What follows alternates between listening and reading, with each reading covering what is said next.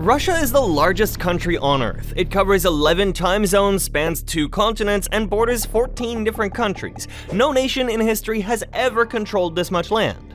But here's what's strange. In 1983, one single Russian officer sat alone in a bunker and decided not to press a button. That decision saved every human being alive on this planet. That's the kind of history Russia has, and this is just the beginning. For 1,500 years, the Mongols destroyed it, Napoleon destroyed it, Hitler destroyed it.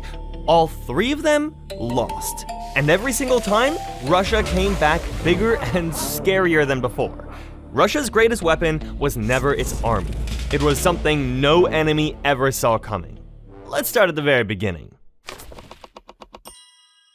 About 1,500 years ago, the land we now call Russia was just trees, bogs, and tribes called the Slavs. And they had one big problem. They could not stop fighting each other. Eventually, they got so sick of it that they did something bizarre. According to legend, they invited the Vikings to come and rule them. Imagine being so bad at running your own villages that you call the Vikings for help. A Viking warrior named Rurik showed up, looked around at the cold swampland and said, "Yeah, all right." Rurik's family built a kingdom called Kievan Rus. Look at this map. See this territory stretching from the Baltic Sea all the way down to the Black Sea? That's Kievan Rus. It grew fast, trading with the Byzantine Empire to the south and Scandinavia to the north. But Europe thought the Russians were strange because they still worshipped thunder gods. So Prince Vladimir decided Russia needed a proper religion. He invited every major religion to pitch him. Right, religion guys, sell me your product. You first, Muslim man. Islam is beautiful. No pork, no alcohol. No alcohol. None. Russia cannot live without drinking. Next. Try Judaism. Where's your homeland? We, don't really have one right now. Sounds like a losing team. Next! We have beautiful buildings, gold everywhere, and you can drink. Sold! Christianity won, mostly because they allowed drinking. And just like that, an entire country became Christian because the boss said so. Kievan Rus grew into a real medieval power. But when Vladimir's family died out, the kingdom shattered back into dozens of squabbling little princes, each fighting over scraps of land, which was the worst possible timing because the most terrifying people in human history were about to come riding in from the east. In 1237, while the Russian princes were busy fighting each other, an army appeared on the horizon. These were the Mongols, led by Batu Khan, the grandson of Genghis Khan himself. See this enormous empire stretching from China all the way to Eastern Europe? The Mongols had already conquered all of it before they even reached Russia. They could ride 100 miles in a single day, shoot arrows backwards at full gallop, and their armies almost never lost. City by city, they burned Russia to the ground. Kiev, the proud capital of Kievan Rus, got so completely flattened that travelers passing through reported nothing but empty fields and ash. For the next 240 years, every Russian prince had to travel east and personally ask the Mongol Khan for permission to rule his own town. The Khan might say yes, he might also have the prince executed on the spot. It was a coin flip every visit. But something interesting happened in one small, boring town up in the north, Moscow. Moscow's princes had volunteered to collect gold from the other Russian princes on behalf of the Mongols, and every time they did, they skimmed a little off the top. Just enough, never too much. Where's the gold? Right there, exactly what you asked for. You're being weirdly nice. The other princes scream at me. The other princes are amateurs. Vodka? Year after year, decade after decade, Moscow got quietly and dangerously rich.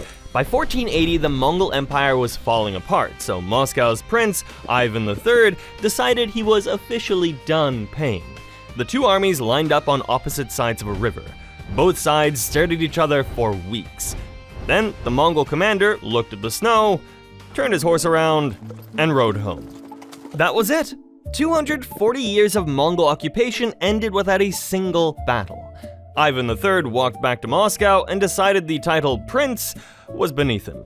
He borrowed the most prestigious title he could find. The old Roman emperors had called themselves Caesar. The Russian version was Tsar. Moscow had spent centuries learning how power works. Now, it finally had all of it. And when one person controls everything, you don't get stability. You get Ivan.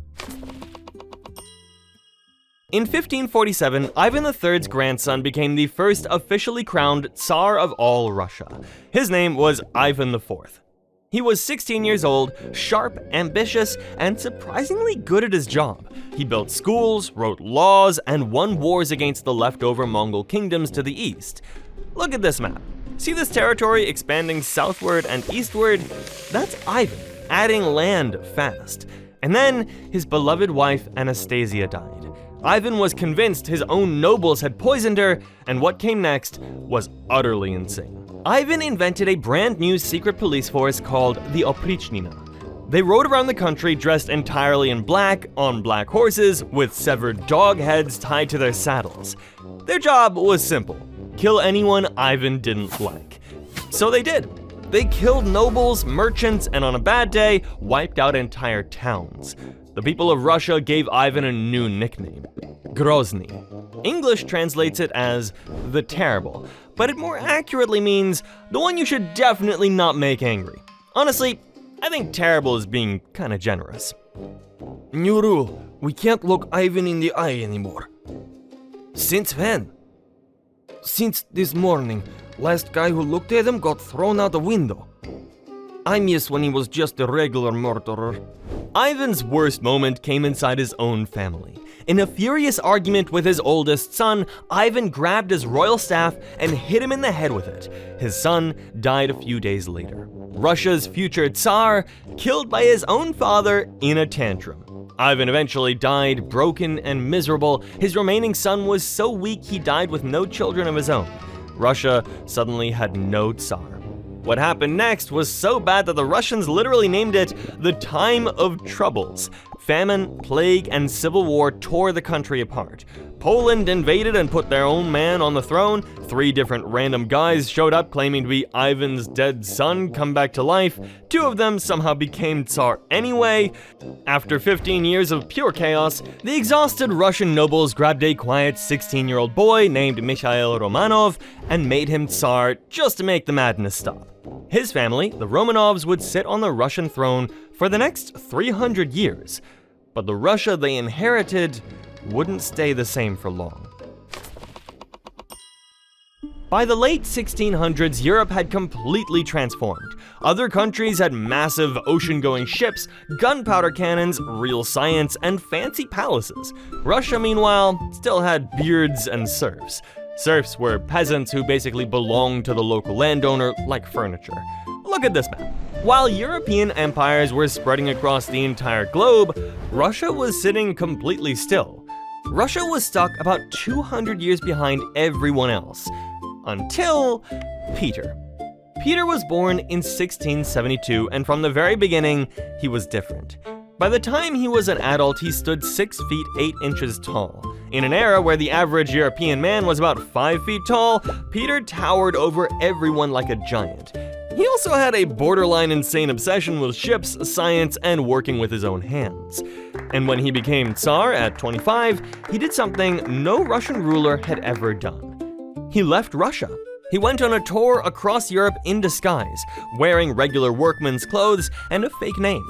He worked in shipyards in Holland with his own bare hands, learning how to build a real European warship. Everywhere he went, people figured out who he was almost immediately, because he was a 6'8" Russian giant pretending to be an ordinary carpenter. But everyone politely played along. When he came home, he was a man on a mission. Russia was gonna catch up with Europe, or else. His first target was beards. Russian noblemen had worn long, glorious beards for centuries. Peter thought they looked embarrassing, so he announced a beard tax. If you wanted to keep yours, you paid a serious fee and carried a metal token to prove it. If you couldn't pay, you got shaved on the spot. And sometimes Peter himself would do the shaving, with a razor, while making direct eye contact with you. Sir, the nobles are losing their minds about the beard rule. Good, they needed losing. One of them says cutting his beard was like cutting his soul. And his soul? Still seems to be there, sir. Excellent. Go cut off another one. He banned traditional Russian dresses. He forced his nobles into European jackets and wigs. He even changed the calendar overnight. Russia had been counting years from the supposed creation of the world, making it officially the year 7207. Peter switched to the European calendar, and Russia jumped backward in time by 5,000 years before breakfast. Then he decided Russia needed a brand new capital city, a modern European one, facing the sea. The only problem was the perfect spot he chose was a freezing, mosquito-infested swamp at the edge of the Baltic Sea. Look at this map. See that dot right there at the very edge of Russia, pressing against the water? Yeah, that's where Peter decided to build. Tens of thousands of forced laborers died constructing it. Peter named it St. Petersburg. It is genuinely beautiful and still stands today. By the time Peter died in 1725, he had built a navy from nothing, won wars against Sweden, and dragged his entire country kicking and screaming into the modern world. Look at this map. When Peter took to the throne, Russia was this. When he died, it was this. He had transformed a backward kingdom into an empire, but keeping it together was a different story. After Peter died, Russia had a messy 40 years of weak heirs and palace coups. Then in 1762, Peter's useless great-grandson married a clever young German princess named Catherine. 6 months into his reign, Catherine had him overthrown by her friends in the army and took the throne herself. She called herself Catherine the Great, just like Peter the Great, but she actually earned it. Look at this map. See these enormous chunks of land being added to Russia's borders? That's Catherine. She took huge pieces of Poland, grabbed Crimea from the Ottoman Turks, and absorbed most of what is now Ukraine. The empire had never been bigger. She also wrote long, flowery letters to French philosophers about freedom and the rights of man, dropping heavy hints that she was going to free the serfs. Wait, she did not free the serfs? Huh. I don't know what to do with that information either. Anyway, then in 1812, long after Catherine was dead, something genuinely catastrophic happened. A short Frenchman called Napoleon Bonaparte decided to invade Russia, with 600,000 soldiers. Look at this map. See these arrows pushing deep into Russian territory? That's the largest army Europe had ever assembled, marching straight toward Moscow. Nobody believed Russia could survive. Sir, we took Moscow! Excellent! Mais where are the Russians? I want their surrender! They left, sir, and burned the city before they went. Huh? They burned their own capital? Also, sir, winter is coming. How bad could it be? Sir, we're in Russia. Napoleon retreated. Of these 600,000 men who had marched in, only about 30,000 limped out alive. The rest froze to death, starved in the snow, or got picked off by furious Russian peasants armed with pitchforks. Russia had beaten the greatest military genius in Europe using a weapon nobody else had: winter. But Russia hadn't fixed any of its real problems. The serfs were still miserable, the tsars refused to change a single thing, and after their most glorious victory ever, ordinary Russians were starting to ask why they still lived in a medieval nightmare. In 1894, a brand new Tsar named Nicholas II took over, and almost everyone who knew him personally thought he should not be allowed to run a small bakery, let alone the largest country on earth. He was shy, weak, easily confused, and easily bullied. His wife, Alexandria, became obsessed with a wild peasant monk called Rasputin. Rasputin was tall, smelled like a goat, and claimed he could magically heal the royal couple's sick son. Alexandra thought he'd been sent directly from God, and through her, Rasputin was basically running the country. Russia, meanwhile, was falling apart. Factory workers were starving, peasants wanted land, and in dark basements all over the country, young revolutionaries were making bombs and dreaming of overthrow.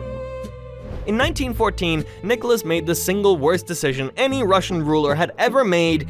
He joined World War I. Look at this map. See this enormous front line stretching from the Baltic Sea all the way down to the Black Sea? Russia was fighting along all of it, all at once. And they were completely unprepared. Russian factories couldn't make rifles fast enough, so soldiers were told to pick up the weapons of dead comrades when their own turn came. They marched into freezing winters without proper coats, often without boots, while their families starved back home. At a single battle called Tannenberg, the Germans surrounded an entire Russian army and slaughtered or captured 170,000 men in 3 days. The Russian commander walked off into the woods and shot himself. Russia would go on to lose more soldiers in World War I than any other country on Earth. Almost 2 million men dead, 5 million were wounded. Now I have to tell you about Rasputin's death, because it was probably the strangest death in all of Russian history. A group of nobles decided he had to go. They fed him enough cyanide to kill 5 large men. He asked for more. They shot him, he got up, they shot him 3 more times, wrapped him in a blanket, and threw him into a freezing river. When the police pulled his body out days later, his hands were clawed. He had tried to swim out from under the ice. The man simply refused to die. Sir, the army is collapsing. Soldiers are deserting in thousands. Oh dear. The people are rioting in the streets, sir. Have you tried asking them nicely to stop? They threw rocks at us. Let me ask Rasputin. Sir, Rasputin is dead. Then what are we paying him for? In February 1917, the workers and soldiers finally stormed the palace. Nicholas tried to take a train back home to his family. The train was stopped on the tracks by his own generals. He was politely informed that he was no longer Tsar. 300 years of Romanov rule ended quietly in a train carriage with a confused man signing a piece of paper. Nicholas was gone. A weak new provincial government took over, and their very first big decision was to keep fighting World War I. Everyone in Russia hated the war. This was not a smart move. Meanwhile, hiding in a tiny apartment in Switzerland, there was a bald, angry, brilliant man called Vladimir Lenin. Lenin was a hardcore communist who believed the workers should rise up, overthrow the rich, and run everything themselves. Germany, still at war with Russia, had a sneaky idea. What if they sent Lenin home and let him wreck Russia from the inside?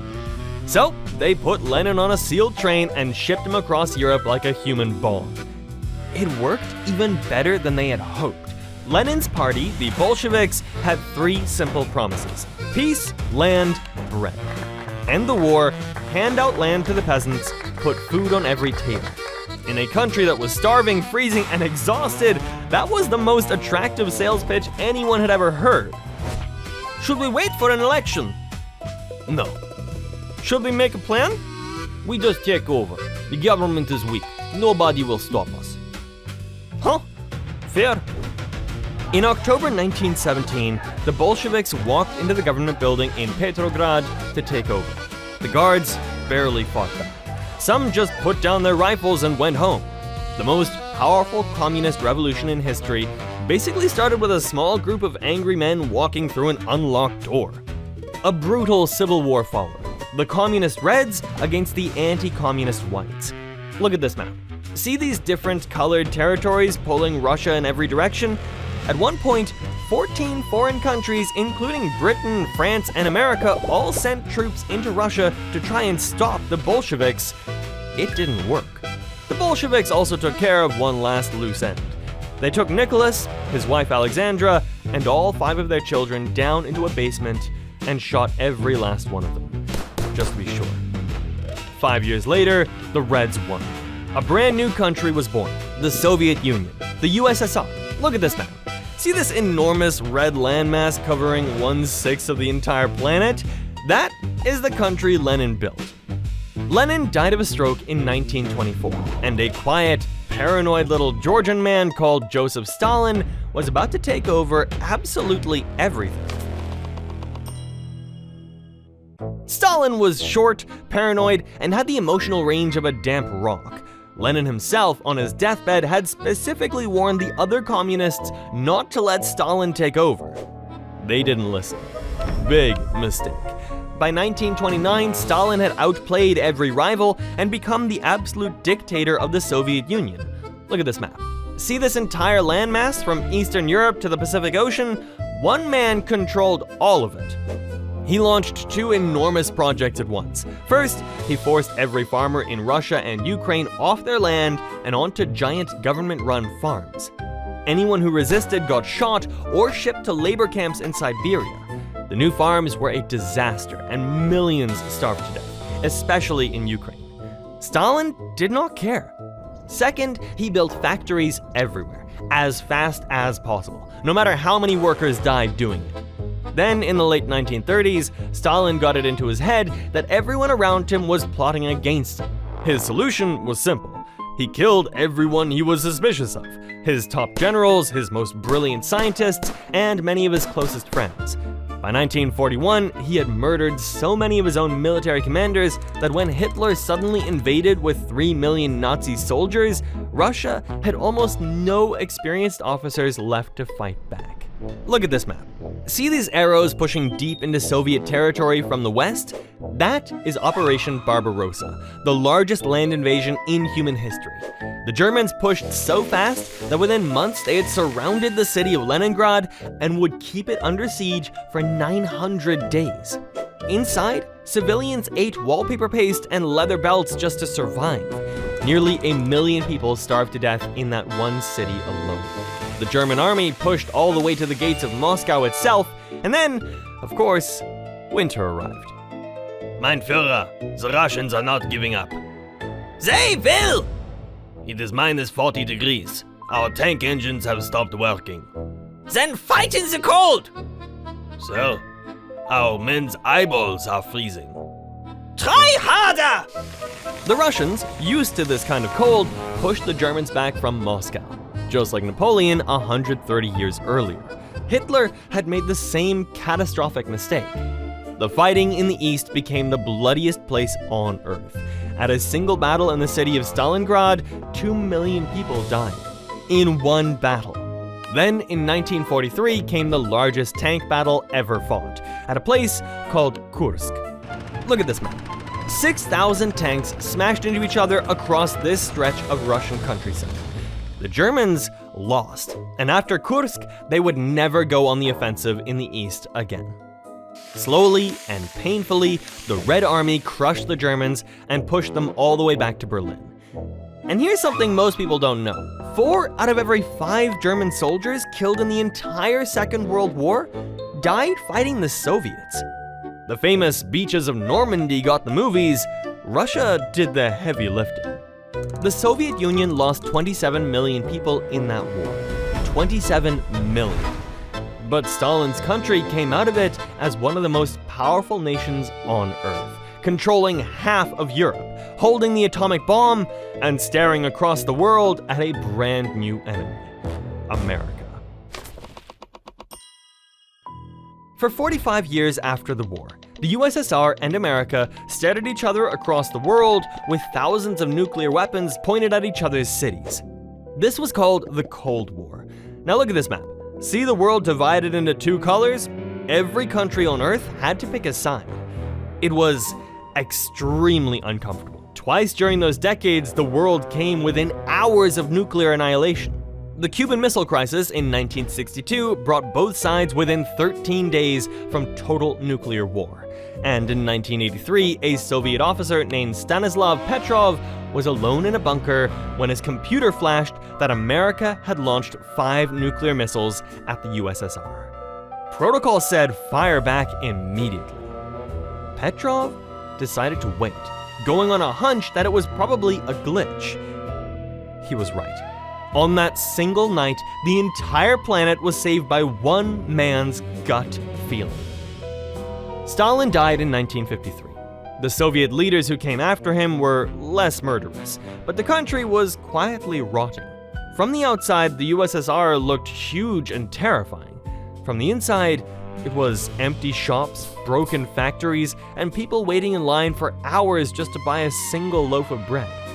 By 1985, the whole system was being held together with vodka and prayer.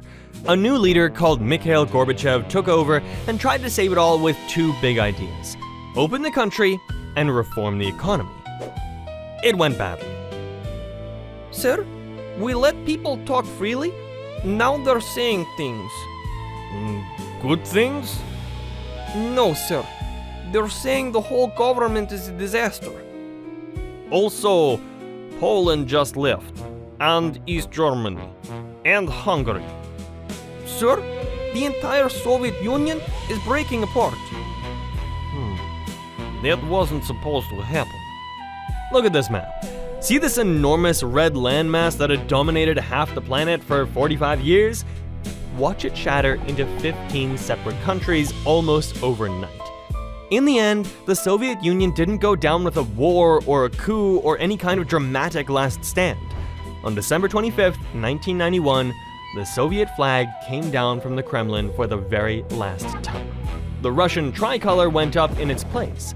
No fanfare, no speeches, no grand ceremony, just one flag swapped for another on a quiet winter night. And just like that, the country that had defeated Nazi Germany, put the first man into space, and held half the planet at gunpoint for 45 years, simply ceased to exist. Russia was now a democracy on paper.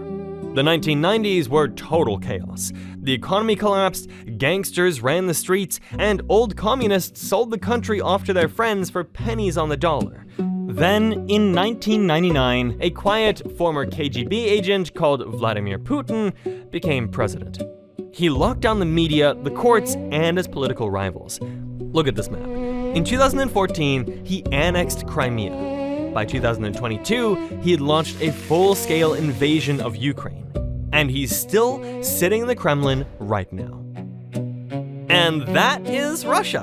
But here's the part most people don't understand. Everything that shaped Russia starts with the Mongols. If you skip that part, you're basically missing the entire story.